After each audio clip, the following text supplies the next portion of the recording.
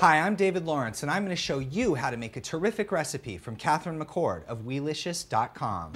For my recipe, I'm doing skirt steak fajitas. You can fill them in with beans, lettuce, sour cream, guacamole, all kinds of things. So when you're cooking on a budget, skirt steak fajitas are perfect.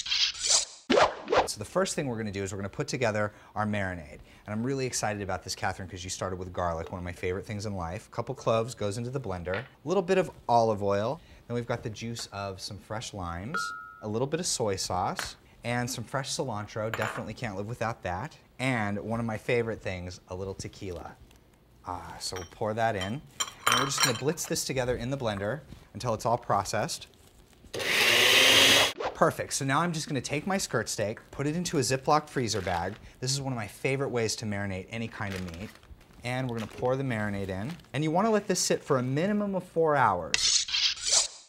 Okay, so now we're going to get on with grilling the skirt steak. I've got my grill lightly oiled. I've got it really, really hot. Now I'm going to take our skirt steak, and that sound, that sizzle, that's music, and that's exactly what we're looking for.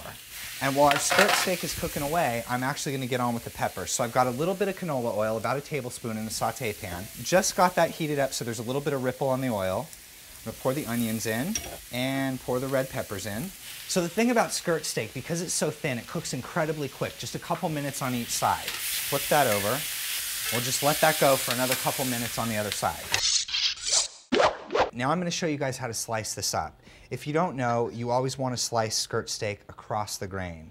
That way it ensures that it's a lot more tender. I'm going to take a little bit of the onions and the peppers, make a nice bed of those in the tortilla, and take a few pieces of the steak, just lay that in there just like that, beautiful. And then a little bit of avocado and a little bit of sour cream with just a little bit of fresh cilantro. Don't pass up the beef aisle.